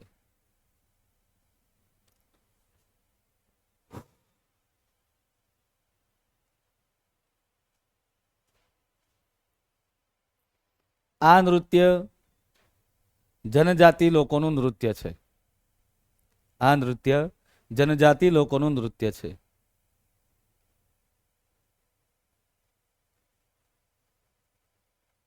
જેના મુખ્ય બે પ્રકાર છે. એક છે જનાની ઝુમર અને એક છે મર્દાના ઝુમર.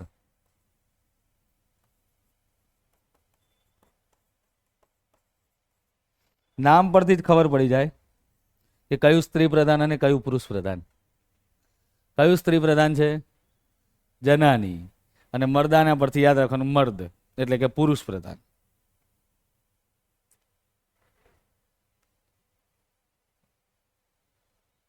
આ મેળા અને તહેવારનું નૃત્ય છે. તો આ એક પ્રકારે તહેવાર નૃત્ય થયું, સામુદાયિક નૃત્ય પણ કહી શકાય છે.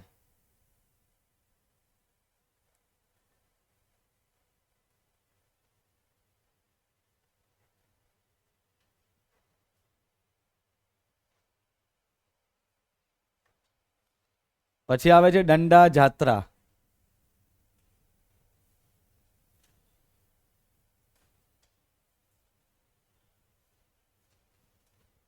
દંડા જાત્રા. જો ઓડી ચલાવો ફાસ્ટ તો પડે પોલીસના દંડા. જો ઓડી ચલાવો ફાસ્ટ તો પછી પડે તથ્ય પટેલની જેમ તમને પડે દંડા.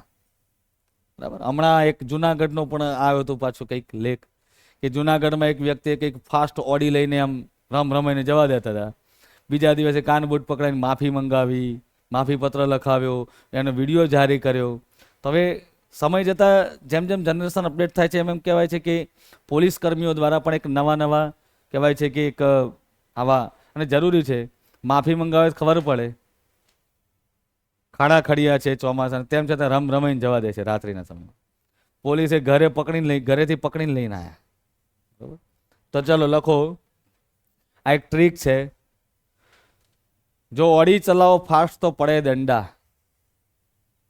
સ્વાભાવિક રીતે ખબર પડી ગઈ કયા રાજ્યનું છે, ઓડિશાનું છે. લખો, આ નૃત્ય, બોલું છું તેમ લખજો, આ નૃત્ય ઓડિશાનું પ્રચલિત નૃત્ય છે.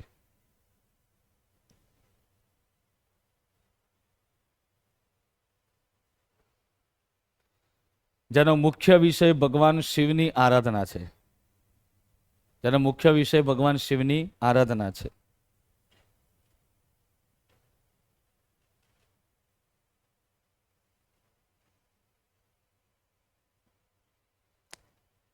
દસ એક મિનિટ રહીને આપણે બ્રેક લઈએ છીએ, બરોબર? 15 મિનિટનો થોડુંક પેલા લખી પતાવી દઈએ ત્યાં સુધી.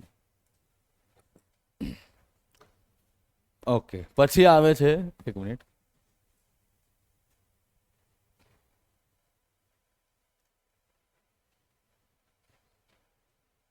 પછી આવે છે બિહુ નૃત્ય. કયા રાજ્યનું છે તો ખબર પડી ગઈ, અસમ. બરાબર. આજે વાદ્ય વગાડે છે કયું છે ફોટામાં નીચે દેખાય છે? આ ભેંસના શિંગડામાંથી બનાવેલું વાદ્ય હોય જેને કહેવાય પેપા. શું કહેવાય? પેપા. આપણા ગુજરાતની અંદર પણ જ્યાં જ્યાં જનજાતિ વિસ્તાર હશે ત્યાં આ એક વાદ્ય વગાડવામાં આવે. પહેલાના સમયમાં પણ આ વાદ્ય વગાડાતું હતું. જ્યારે કોઈ વ્યક્તિ ચોરી કરીને જતો હોય ત્યારે વાદ્ય વગાડવામાં આવે, કોઈનું અપહરણ કરીને જતો હોય ત્યારે વાદ્ય વગાડવામાં આવે. બાહુબલી ફિલ્મના બીજા ભાગની અંદર કટપ્પા જ્યારે બાહુબલી દેવસેનાને લઈને જતો હોય છે ત્યારે વગાડવામાં આવે છે. બરાબર. તેને પેપા વાદ્ય કહેવાય છે. ચાલો લખીએ બિહુ વિશે.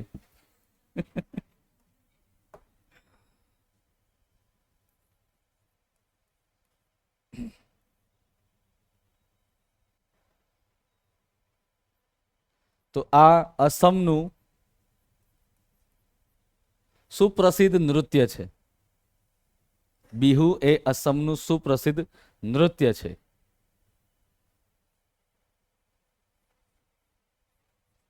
જે અસમની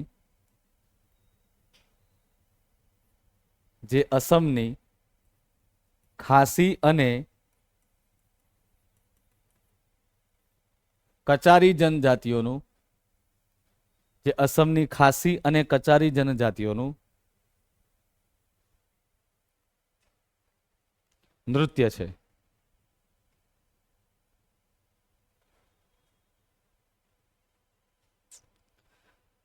આ નૃત્યના મુખ્ય 3 પ્રકાર છે. આ નૃત્યના મુખ્ય 3 પ્રકાર છે.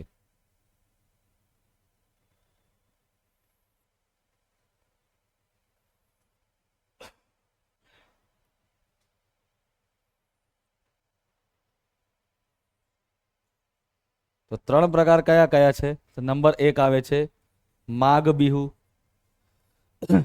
બીજું આવે છે બોહાગ બિહુ, અને ત્રીજો છે કાટી બિહુ. એક છે માઘ બિહુ, એક છે બોહાગ બિહુ અને એક છે કાટી બિહુ. આ નૃત્ય વખતે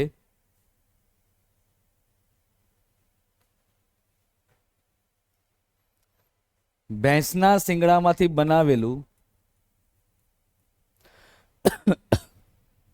ભેંસના શિંગડામાંથી બનાવેલું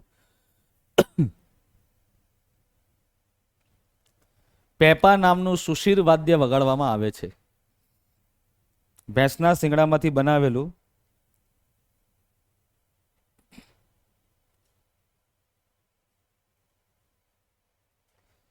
પેપા નામનું સુશીર વાદ્ય વગાડવામાં આવે છે. જો બિહુ ત્યાંનો એક ઉત્સવ છે પ્રચલિત, કદાચ ઉત્સવના સંદર્ભમાં પૂછાય, બરાબર. આ ઉત્સવ ક્યારે ઉજવાય છે? જાન્યુઆરી મહિનામાં. અને આ ઉત્સવ દરમિયાન થતું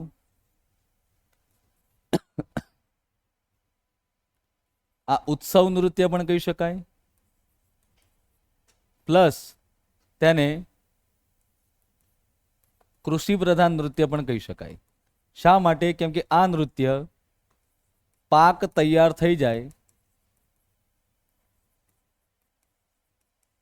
તેની લણણીના સમયમાં કરવામાં આવતું પ્રસિદ્ધ નૃત્ય છે. તેની લણણીના સમયમાં કરવામાં આવતું પ્રસિદ્ધ નૃત્ય છે.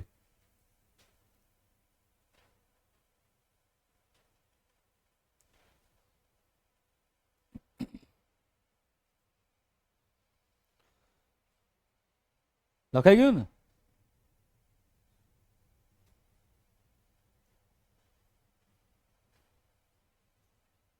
થાંગટા લગભગ ખબર હશે. બોલો ક્યાંનું છે?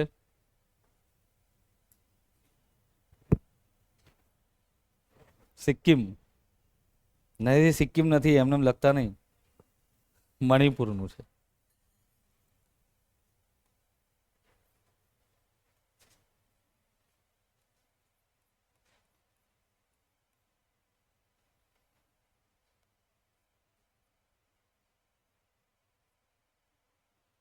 તો થાંગટા મણિપુર,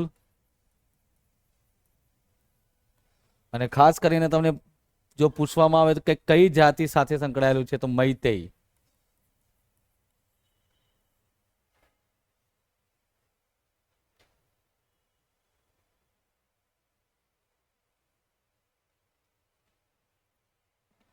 જેમાં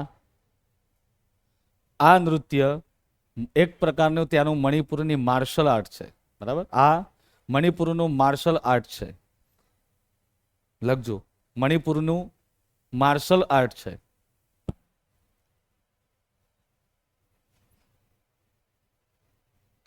જેમાં તમે ફોટામાં જોયું તે રીતે જ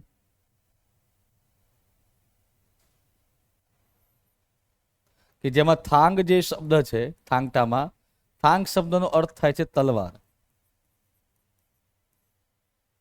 અને ટા શબ્દનો અર્થ થાય છે ભાલો.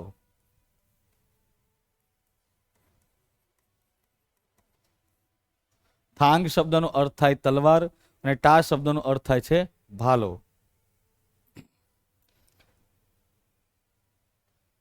સમય જતા આ શું થયું કે પરફોર્મિંગ આર્ટ્સ બની ગયું, એટલા માટે એને એક માર્શલ આર્ટ પણ કહેવાય. અને સાથે સાથે જે તે સમયમાં પોતાના કબીલાને અને ઇલાકાને બચાવવા માટે થતું. આજે પણ કુકઈ અને મૈતેઈ વચ્ચે એ જ થઈ રહ્યું છે, જેમાં ઘણા બધા લોકોનો શિકાર થાય છે. હવે ક્યારે રોકાશે અને ક્યારે શું થશે એ ભગવાન જાણે. હવે બરોબર,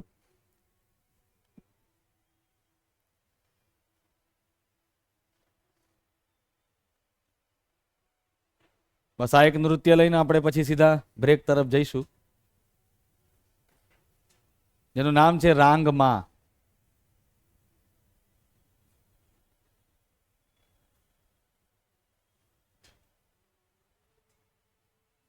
રાંગમા નામ પરથી ખબર તો પડ્યો છે કંઈક. રાંગમાં ક્યાંનું લાગે છે? માણસો જોઈને ઓળખો.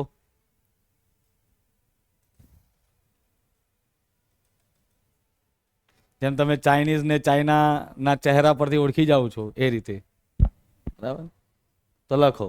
છે તો મૂળ પૂર્વ ભારતના, અને પરીક્ષામાં આપણને પૂર્વ ભારત જ વધારે પૂછાય છે. રાંગમાં પરથી યાદ રાખવાનું છે. રાંગ પરથી યાદ રાખવાનું નાગ. શું યાદ રાખવાનું? રાંગ નાગ, નાગાલેન્ડ.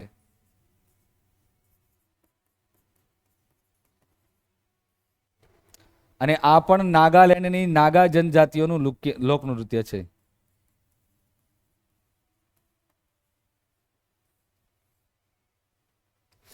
નાગા જનજાતિઓનું આ લોકનૃત્ય છે.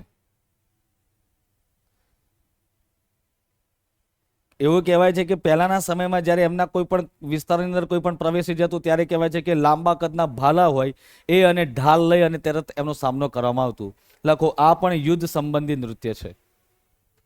આ પણ યુદ્ધ સંબંધી નૃત્ય છે.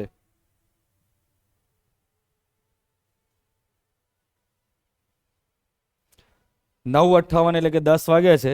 15 મિનિટનો આપણે બ્રેક લઈએ છીએ. 10:15 આવી જાવ, બરાબર? મોડામાં મોડું 10:20, મોડામાં મોડું હો 10:20. એવું નહીં કે ભાઈ 10:20 આમ આવે, 10:20 સુધી બધું ચાલુ થઈ જશે અહીંયા. ચાલો મળીએ.